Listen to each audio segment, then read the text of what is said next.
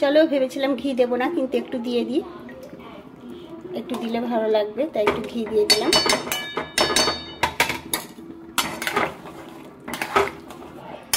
তরকারিটা হয়ে গেছে।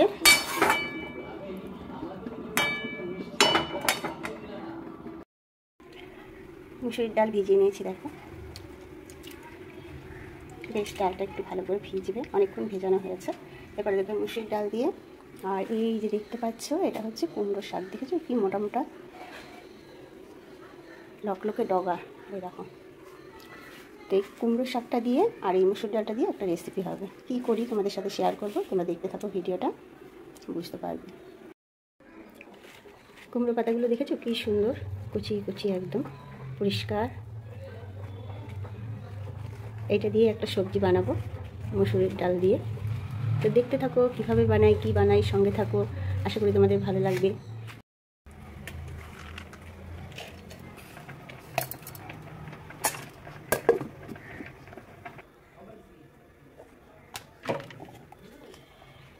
এমনি পড়বে না, হাত দিয়ে নামাতে হবে।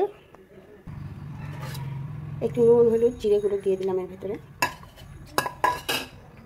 এবার দেখো কুমড়োর শাকগুলো বেশ ভালো করে কুচি কুচি করে কেটে নিয়েছি, এবার এটার মধ্যে দিয়ে মাখবো। ডাল বাটাটা দিয়ে বেশ ভালো করে মেখে নিয়েছি কুমড়ো শাকটাকে, এবার বড়াটা ভাজবো। গড়ে গড়ে নিয়েছি এরকম করে, তেল গরম হয়ে গেছে।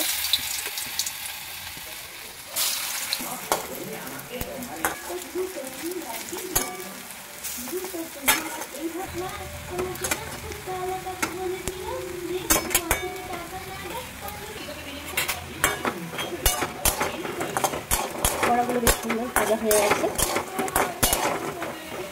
এবার তুলে নেব। সব বড়াগুলো ভালো করে ভেজে নিয়েছি। জিনিয়া স্কুল থেকে চলে এসছে, ওর খিদে পেয়ে গেছে, তো একটা বড়া খেয়ে বললো মামাম খুব ভালো হয়েছে, আমাকে বড়া ভাজা দিয়ে ভাত দিয়ে দাও। বড়া টড়া দিয়ে ভাত খেতে খুব ভালোবাসে, দেখো ওই জন্য ওর জন্য ভাত বেড়ে নিয়েছি।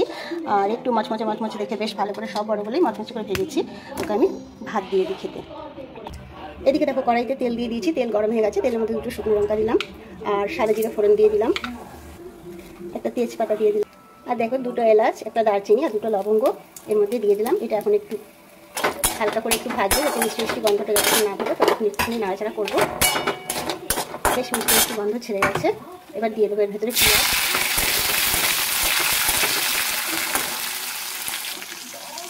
কড়াইতে একটু ঘি দিয়ে দিলাম, পেঁয়াজের ভেতরে একটু নুন দিয়ে দিলাম, পেঁয়াজটা একটু তাড়াতাড়ি ভাজা ভাজা হয়ে যাবে। পেঁয়াজটা ভাজা ভাজা হয়ে গেছে হালকা, এবার দিয়ে দেবো আমি টমেটো, একটা বড় টমেটো কেটে। এবার টমেটোটাকে একটু বেশ ভালো করে ভাজা ভাজা করে নেবো, টমেটোটা যতক্ষণ না গলে যায়।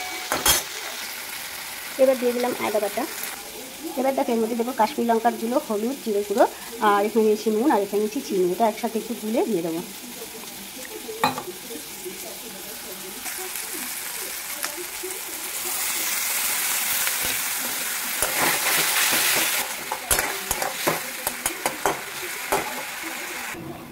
মশলাটা বেশ ভালো কষানো হয়ে গেছে, দেখো তেল ছেড়ে দিয়েছে। খুব বেশি মশলা গরমে দেবো না, দেখতেই পারলে এটা কিন্তু গরম মশলা দেবো না, গরম মশলা এখন তো গরম, এই গরম মশলাটা দিয়েছি, তবে ঘি দেবো না, অল্প তেলেই রান্নাটা হবে। মশলাটা ভালো করে কষে গেছে, এবার আমি জল ঢেলে দেবো।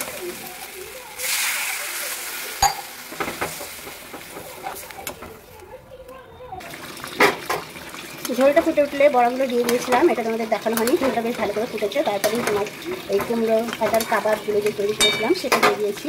এবার দেখো একটুখানি আমি কাঁচা পাকা লঙ্কা দিয়ে দেবো, কাঁচা লঙ্কা। তরকারিতে কিন্তু ঝাল একটু দিয়ে নিই, গরম জলে যেটুকু দেখছো রং হয়েছে সেটা হচ্ছে টমেটো রং, আর একটু কাশ্মীরি রেড চিলি দিয়েছি সামান্য। তো প্লিজ বন্ধুরা ভিডিওটা ভালো লাগলে লাইক কমেন্ট শেয়ার করে পাশে থাকার অনুরোধ করলে। প্লিজ বন্ধুরা তোমরা আমাদের আশা বলো পাশে থাকো। কেউ নিয়ে হাজবেন্ড মারা আছে, এখন আমি একদিন আসলাম না খেতে নিয়ে, মানে ওঠেই গেলে হাবুডুবু খাচ্ছি, কী যে করবো কিছুই ভেবে পাচ্ছি না। প্লিজ বন্ধুরা তোমরা পাশে থেকে একান্তই অনুরোধ করছি।